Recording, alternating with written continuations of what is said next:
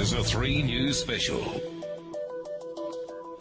Kia ora, good evening. The Minister of Health is about to make an announcement on the deadly swine flu. 25 students and staff from Auckland's Rangitoto College returned yesterday from a school trip to Mexico, and 18 of that group had flu-like symptoms.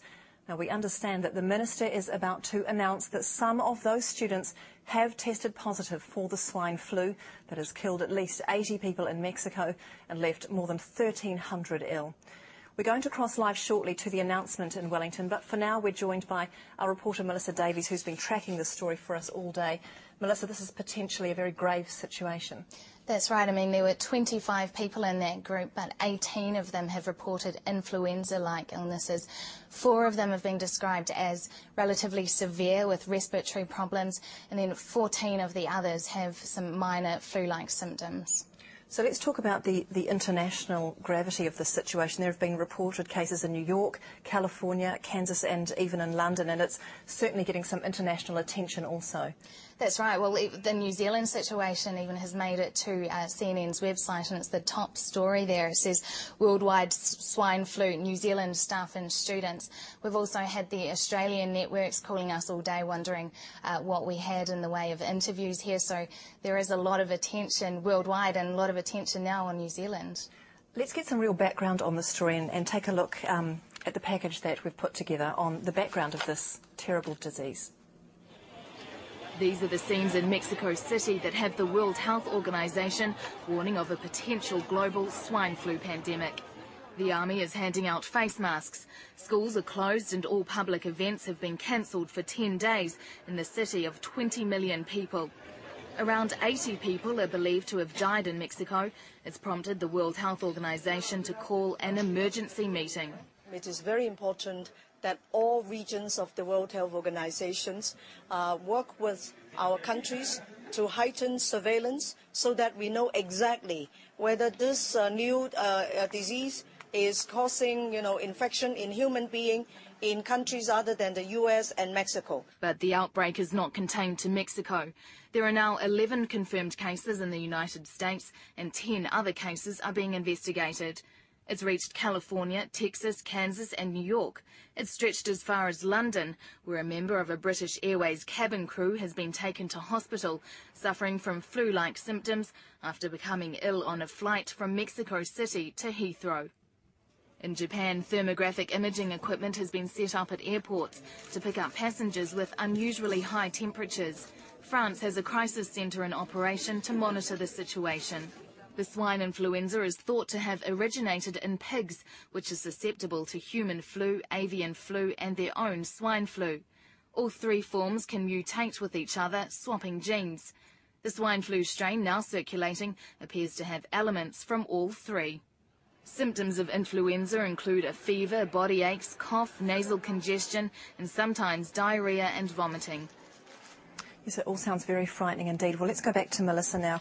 Melissa, Rangitoto College, of course, has 3,500 students. It's a large school. What the parents of those students, school starts back tomorrow, it's the end of the school holidays. What advice should we be handing down to parents of that school? Well, I spoke to David Hodge, the principal of Rangitoto College, a short time ago, and he said he's been in contact with health authorities all day. He's been in contact with the students and their families. The first thing he said to me was, obviously, there's a lot of anxiety amongst them all. But he said school will go ahead as normal tomorrow. He said the students and the staff that were on that group were quarantined quite quickly once they got back, so it's unlikely they would have had any contact with any other staff or students at the school. So parents, students at Rangitoto College can expect that school will continue as normal. Okay, so as usual, let's talk about some of the things that you can do to stop the spread of an infection. There are some steps that if parents are worried about their children that they can do. Let's go through some of those. That's right. I spoke with the Auckland Regional Public Health Service today, and they've given quite a detailed information pack.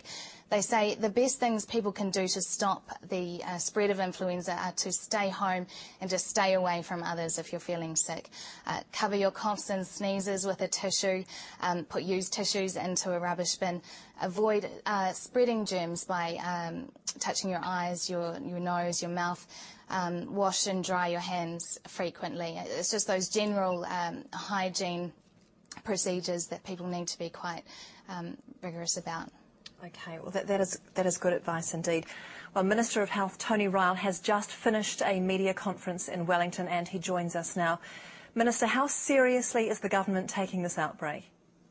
Well, the government's taking this very seriously, as New Zealanders would expect us to do.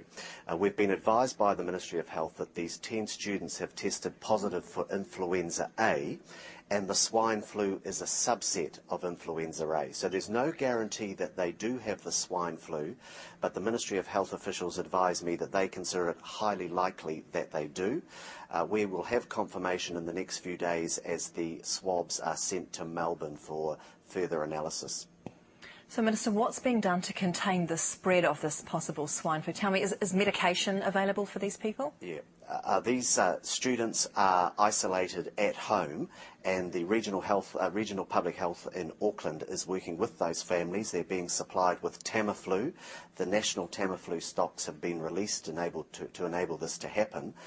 What I can tell you is that I've been advised that none of those young people have very serious symptoms, and most are on the road to recovery. So that's the positive news here. However, the government's taking this very seriously, and the ministry officials have moved the country to code yellow, which essentially means that there will be increased surveillance, and people arriving on North American flights will be told that if they have flu-like symptoms, they should be in touch with their doctor or other health authorities.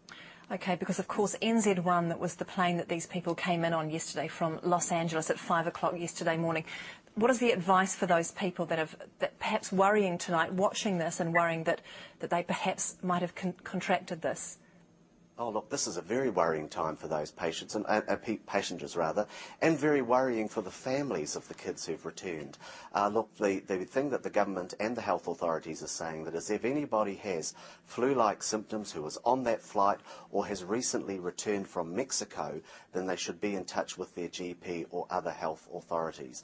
Be in touch and get any treatment or advice that you might need. What about the other students at Rangitoto College? Are they in any danger? No, school's going to be open tomorrow, but those kids who were on the tour will be staying at home.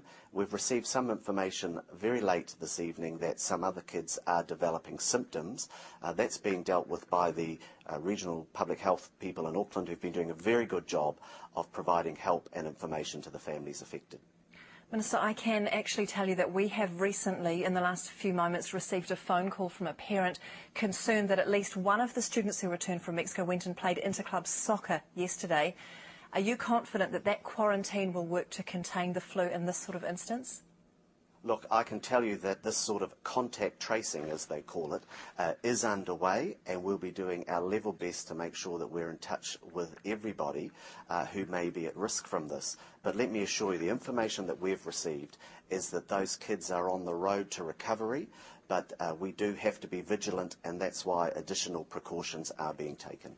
Minister, just finally, if you can reiterate that health warning for us so we can be clear what people need to be alert of.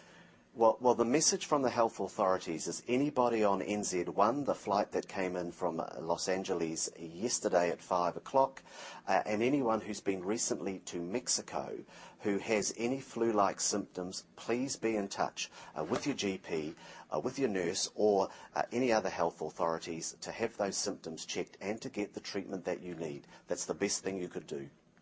Tony Ryall, Minister of Health, thank you for joining us. We really do appreciate that you have joined us this evening with an update.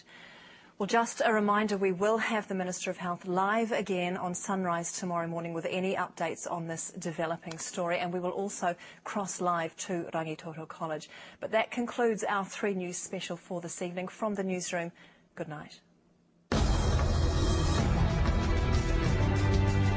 This is a 3 News special.